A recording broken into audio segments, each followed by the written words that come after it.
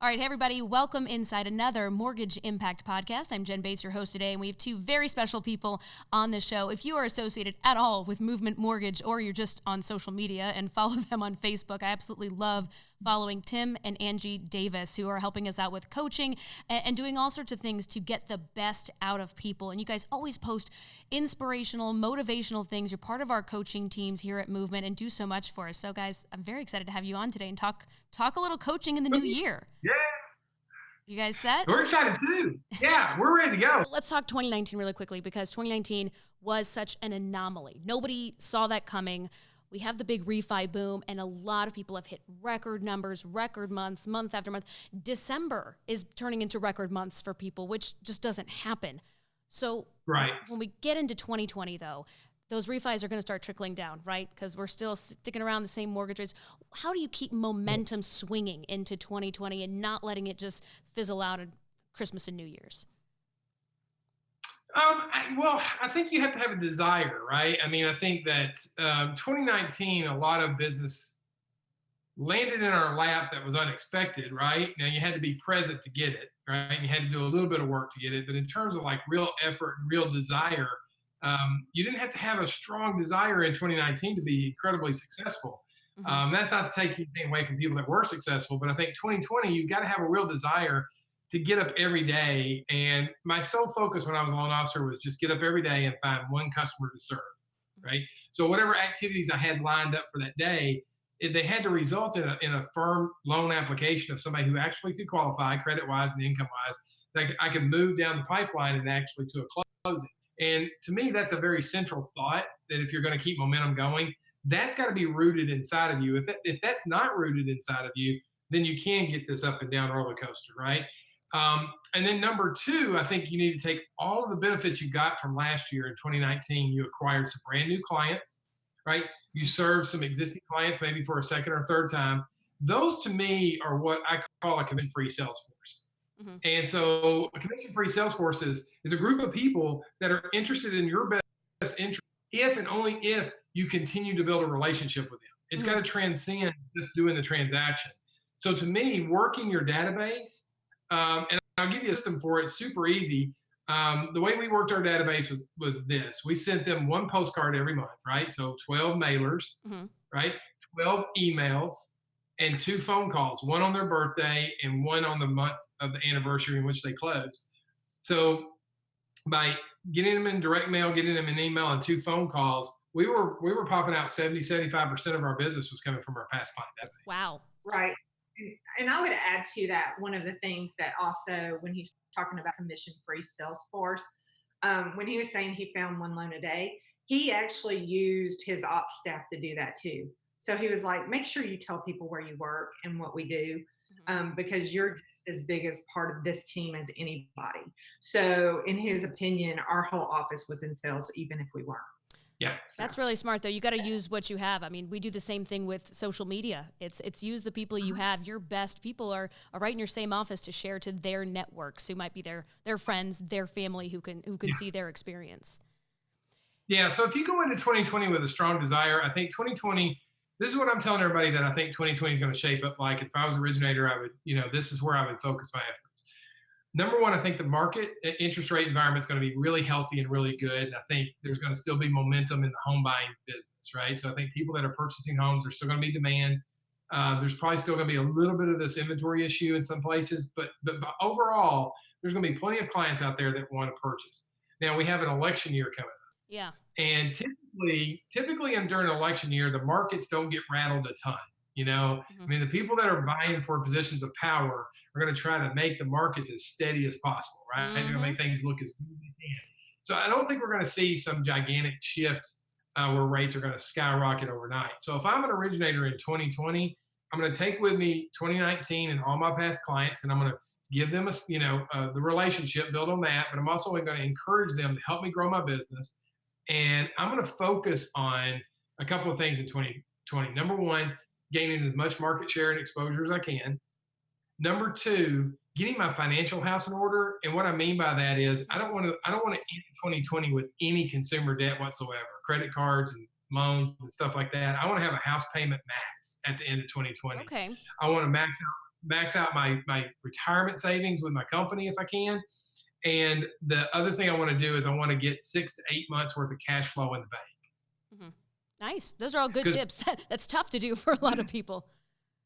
Oh, it is. Well, I mean, it is and it isn't. Like when you think about it, like about a month ago, we got the crud in our house, right? So everybody understands what that is, right? Oh. So you're coughing, you're sneezing, and you're like, give me some relief. So you run over to the Minute Clinic to kind of get them to give you something, right? A drug, whatever. That doctor inside that Minute Clinic is making about a third of what you can make as a President's Club member at Move, right? Or in the mortgage industry, right? So when you look at it compared to other industries, you absolutely can hit those financial goals if you apply yourself. You can absolutely get 6 to 8 months worth of cash flow. You can absolutely be out of debt because the earning potential in our industry is so much higher than it is in like an ER doctor. Like, well, it's not really an ER doctor, but the walk-in clinic doctor is probably going to make what, $135,000 a year. A President's Club member is probably make twice that. Mm-hmm. So you can absolutely do it, but you have to be disciplined, right? You can't just like track down every shiny object. So I think 2020 is a year to gain market share and gain cash flow so that when 2021 rolls around, I've got cash in the bank that I can reinvest in my business. And that's a big statement that we're making a big deal about this year when we're talking to people. And what if you're that loan officer who is trying to do that at a brand new company? I mean, you know, the winter is a big recruiting time. A lot of people are switching around because it's the easiest time, typically, because you do see a smaller pipeline. But this pipeline's been big. People are transitioning to our company, away from our company. It happens. How do you do that and attack that with a whole new CRM, with a whole new internal employee system that you have to get used to? Well, all right. Sometimes I think people major in minors, right? And so let me tell you what I mean by that. All of that's really important, but the most important thing you can do every day is go secure a client. I talk to people all the time. They'll say, hey, what's the best CRM? And what's the best this? And what's the best that? I coached a loan officer prior to coming to Movement that was doing over $150 million a year, and her CRM was Microsoft Outlook. That's true. Yeah. And the other thing, his favorite philosophy is we'll build the plane on the way down. That's his thing. He's like, I don't care what you got to do. Just get the loan and we will figure it out. When I got talked into this business, everybody got talked into it. Nobody played mortgage loan officer in the backyard growing up. You didn't play mortgage loan officer in the backyard growing up? Jeez. No, I know. It's crazy to think about this, Pete right? Saft might have. Pete Saft might have. I'm just going to throw that out there. Right. Maybe he played it in the backyard. But here's the thing, and I'm dead serious about this. Like, you have to have this strong desire that says, what's the most important thing I do every day? And the most important thing I do every day is serve one more client. It's not, type things into my CRM, although that can help you serve one more client. So when I was originating loans, I used the daylight hours, the 8 to 5 hours, to make phone calls, meet people, do presentations, things like that.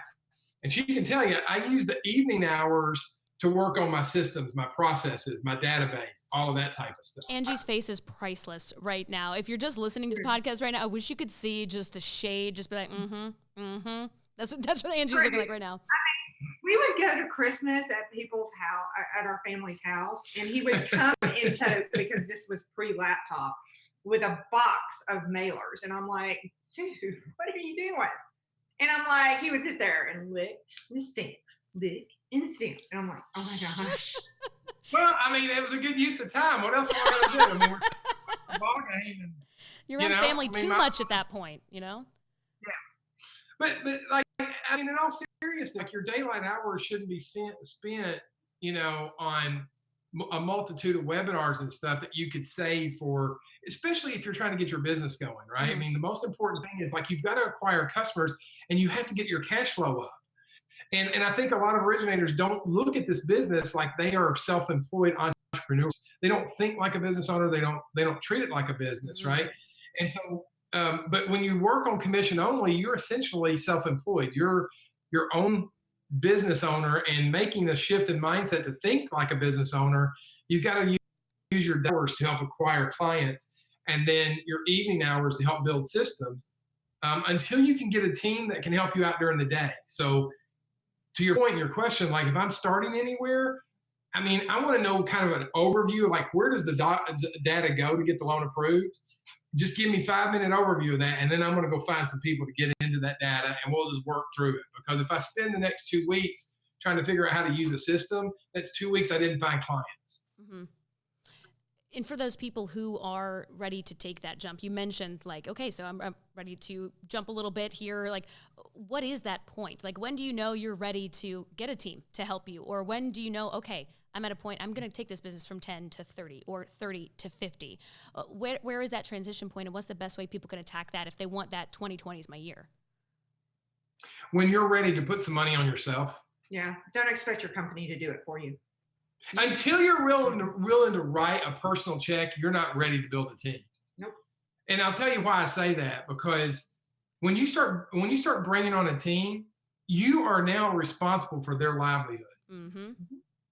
Right? You're responsible for those families and those children that they have and all that. They look to you to go find that customer every day. Mm-hmm. And maybe you've got to go from finding one customer to 2 customers. So if you're not willing to put some money on yourself, I don't think you're ready to build a team. If you're fortunate enough where like your supervisor will give you 1 team member on their dime, your second team member must come on your dime. I just firmly believe that. Mm-hmm. And so if you're willing to put out a few $1,000s on somebody and take on the responsibility of their family, then you're ready to build a team. If you're hesitant about that, then it isn't fair to that family for you to be hesitant about being aggressive and getting more business, because they're dependent upon you for that. You talk about writing a check for yourself, and yes. you've lived that before. You've lived having to use your own money to get something started someplace.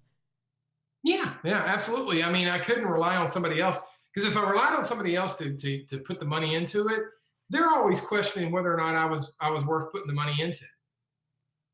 I mean, think about it. Like, let's look at sports teams all the time. This is a great analogy. Like, owners of sports teams and managers are always trying to figure out, like, how much should I compensate this player? Are they worth it? Like, if I give them an extremely large contract, are they actually going to produce?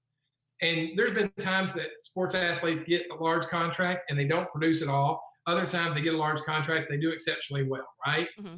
And so if you're a leader, you're thinking that same thing in your mind. You're like, okay, look, if I make an investment on you, am I going to get a return on that investment? Well, I will always bet on somebody that's willing to bet on themselves. Always. If you're willing to put your money up, I'm willing to put my money up, right? So I mean, like, going back to my story, I bought the laptop computer, I bought a letter folder, I bought a little bottle so I didn't have to lick the envelopes anymore, because my whole method of doing business was sending letters to people's houses.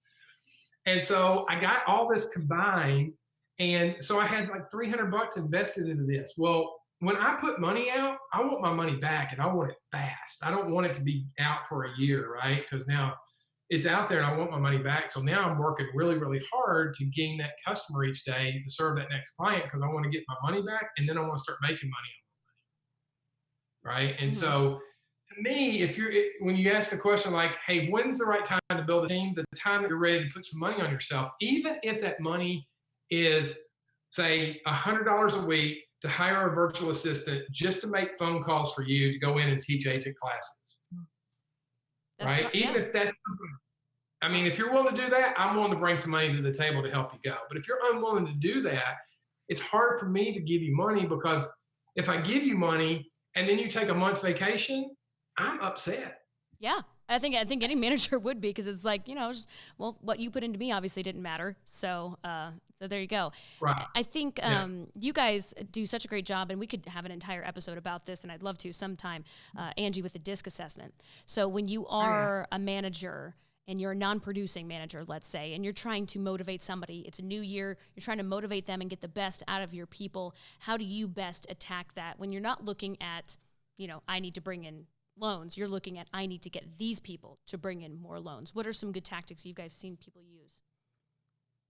I'm going to let you wait on that one, because my answer is going to be direct. Yeah. All right. So let me tell you the common problem that I see. The common problem that I see, and I'm guilty of this too, is that we try to lead other people the way we like to be led. See, that's such a nice way to put it. I'm serious. So, like, if I'm coaching or training somebody, then I'm training and coaching them from my perspective, right? Like, hey, put money on yourself. Hey, do this. Hey, do that. Hey, follow this system, right? And if you follow this system, you follow these scripts, this is your prescribed result. It doesn't work that way. It doesn't work that way. I could give 10 loan officers the same script and I'll get 10 different results from all of them, right? Some of them will crush it. Some of them won't do anything with it. Personality matters more than a script, a system, or a strategy. And their why matters more. The reason that's behind what they do matters so much more, because if their heart is for helping others, you have to tap into that. Hey, by giving them this mortgage or helping them get this mortgage, you're helping a family. And this is what that looks like. So reframing it so their value makes them drive to do more. So coaching is not a one size fits all kind of thing. If you can imagine those shirts that you go in and it says one size fits all, if I put it on, it's going to look different on me than it does on you. So it's probably not going to be cute. Just saying. So, I mean, just when we look at coaching people, we look at their discs, because we're not going to coach them to do the things that Pete Zaff does, because it may not work for them. Mm-hmm. So we've got to find what works and then tailor it, because there's nothing like a custom tailored outfit, right? It just fits right. Well, and I mean, we sat with you through the community summit. I was lucky to be there with Movement and our operations teams working through DISC assessments and how to hire people for your teams. And it wasn't just even managing them. It was how to hire for the team, and how important is that when you are getting people onto your teams, you're expanding, you're growing, you are writing, putting money on yourself, Tim, and hiring that person. That seems kind of priceless to be able to go through and look at making sure who you're hiring, because that takes time, is going to be right. I mean, most people spend more time running a Carfax on a used car before they buy it than they do before hiring somebody. And to me, you spend a lot more money on the wrong hire.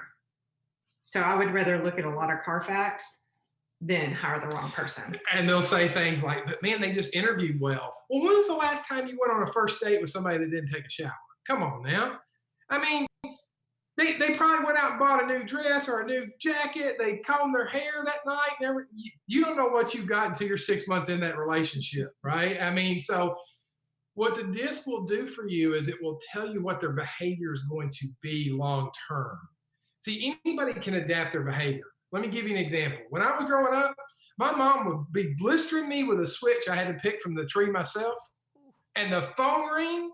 And the minute the phone rang, she'd be beat me to death. And then the phone rang, she's like, "Oh, the Davis residence. This is Dorothy. How can I help?" Don't tell me that people can't, on a dime, change how they present themselves. Right? I can't, though. My face doesn't. She's bad at poker. She just cannot take her anywhere. She's like, she's got that face. You know exactly what Angie's thinking. But no, that's true. Because people can do that, and they'll give you what you want to hear for a while, but then it's their actual, results that's going to be the true tell. If I was applying for an underwriting job, I would tell you like everything that you wanted to hear. The minute you hire me for an underwriter, I'd be approving every loan because I don't have a detailed bone in my body. I'd be like, "Oh, income documents, we don't need that. Just go ahead and close it." He wants it fast. And so, Social Security numbers, we stopped taking those a long time ago. Just give them alone. And so, y'all would love me. So there's probably loan officers going, "Tim needs to be my underwriter." But the reality about it is, everybody puts on their best outfit and their best hairdo and everything at the appointment. What I want to know is what behavior you have, so that I put you in the right role. Because I see this all the time. I see people in the wrong positions, and they're frustrated and don't know why. They like the paycheck, but they hate the job. And I'm just going to tell you, if you're in a job that you hate, the money will eventually wear you out. I mean, it'll eventually become second. And everybody's motivation is different. Okay, so the love languages. You heard of the love languages? Mm-hmm. That stuff is legit. I'm telling you, like when you find somebody's love language and you pour that into them, they respond. But what we typically do is we try to give people our love language. Well, I like gifts. How come you don't like gifts? Mm-hmm. And so we're not motivating and encouraging and driving people in the right direction. That's why we spend so much time in our department in the trenches helping people gain a higher level of self-awareness, which means why do you make the decisions you make and how do you process them, right? And then secondly, what are your aspirations and what do we need to do to get you there that you're going to feel good about doing? Because if I tell you that you have to go teach agent classes and you hate that, even if you do one of them, everybody in the room is going to be miserable you did it. Yeah. Like, why did you? So that's why I'm not a fan of a one size fits all prescribed, like, do these 5 things have success, because everybody's different. How I treat you fairly compared to the group, but I'm going to treat you different because you're motivated different. We recently did a podcast on gifting with John Rulin and with Brittany Hodak. And they talked a lot about corporate gifting, but it's also about what it means to people. So I think the idea is very similar when it comes to coaching. It gives something that's meaningful to somebody. And as far as when you're working with realtors, for example, or you're working with clients, or you're working with anybody, it's give of yourself something that's meaningful to them. And that's not just I did this because Tim told me to in the agent marketing, the playbook. Tim gave me this playbook and said for me to do this because this works. It is so very different for everybody. And I want to ask you guys too, because you've seen a ton, probably, the best and the worst of what you've seen people try and do, what's been the most effective, or what's been something you see that's just been an epic fail, and maybe you've done it and you're like, yeah, I tried it, not going to do it again. You're talking about trying in order to market your business? Yeah. I mean, I'm talking about getting out there, building relationships. Hang on. So this guy decided that he was going to do pop buys before that was even a thing. And he ordered like 2,000 coffee mugs. So I ordered 2,000 of these coffee mugs and they were huge. I mean, like you could drink They're like. fantastic. Yeah. So I mean, not you cheap could put. either. No. Mm-mm. But remember, I'll bet on myself and then I need to get a return. And so I told you I didn't have any detail, right? So when I filled out the form, I filled out the wrong phone number. It was the dry cleaners. It was a dry cleaner's phone number. So let me tell you what I did. It gets better. So Angie said, you should just destroy all these coffee mugs. And I'm like, no, we got a lot of money in these coffee mugs. And so I called the dry cleaners to see if he'd let me buy the phone number from him. He said no, he wouldn't let me buy the phone number. I said, okay, that's fine. I'm going to bring down a bunch of my business cards so that when people call you, you give them my phone number. And I said, because I printed 2,000 of these coffee mugs, they're going out. I can't afford to print 2,000 more with the right phone number. So they're going out with your phone number. So you're going to get a lot of people calling for loans. Just tell them to call me. And the whole office is like, you can't do that. You can't, Tim, you can't do that. And that's like my trigger word. Like if you tell me I can't do that, like I'm going to make sure everybody has a coffee mug with the wrong phone. So I gave out all these wrong phone coffee mugs. And all week long, people would call, and this is what they'd say. Tim, I don't know if you know this or not, but your coffee mug has the wrong phone number on it. And I'm like, I know, but you called the right one and we're talking. And they're like, you're right. You're right. And I'm like, see, it works. It's reverse phone number psychology marketing. Angie, does that just annoy you to no end? You're like, how did that work? Like, that would be, of course, Tim made it work. The dry cleaner was giving out our numbers left and right. Our cards were down there. People would pick them up when they'd come in. It was hysterical. He was our best employee. Not on the payroll. Met a new friend. Like most people would have destroyed the coffee mug, started over, or said it was a bad idea and that it didn't work or whatever. I'm like, no, everything works. Like there's no such thing as bad PR. You got to twist it, spin it, and make it your own, right? And so I used to tell people, I'm like, hey, would you like one of my coffee mugs that had the wrong phone number on it? They're collector's editions. This is like getting the baseball card that was misspelled. That's how valuable this is. Yeah. And people are like, yeah, give me a mug. And so we used it. I just spun it to this day. So that's a failure, but it's all about the perspective. I mean, it really, you can make it work in any situation, but I think people get so mortified. I personally get mortified if one thing goes out of line. Like we have a massive Christmas party and there's a mouse that gets in and I'm about to lose my gourd, right? Yeah. Everybody else is like, oh, it's cool. You know, I think we run into that a lot too with anybody who gets one negative review somewhere, or they see, you know, because everybody is on social now. That's where a lot of people build relationships. It's social media. It's on Facebook. It's on Instagram and LinkedIn and things like that. And they see one negative thing on a Google My Business review, and they think it's the end of the world. And it's not. Yeah. Yeah, and I think if you ask the question like, two things. Look, number one, don't ever dress up like a gorilla for an open house. This stuff doesn't work. It's expensive for the costume. It itches. You sweat. You smell. People can't hear you. Agents are scared of it. It don't work. Don't do it. I couldn't even spin my way out of that one. But the thing that people do the most that hurts them is they just don't take any action. They overthink everything. Mm-hmm. Everything. Yeah. So I would say the biggest failure is just not trying something. I mean, what's the worst that can happen? You get an ambassador who's a random dry cleaner down the road that you didn't know, that is like passing out your business cards probably better than you do. Mm-hmm. Yeah. I mean, it's a lesson. You learn them every day. And I would just say the biggest failure is just not trying something, because the worst thing will happen, it doesn't work. And that is so not my personality. It drives me crazy. There's not many things that you can do that you can't learn from.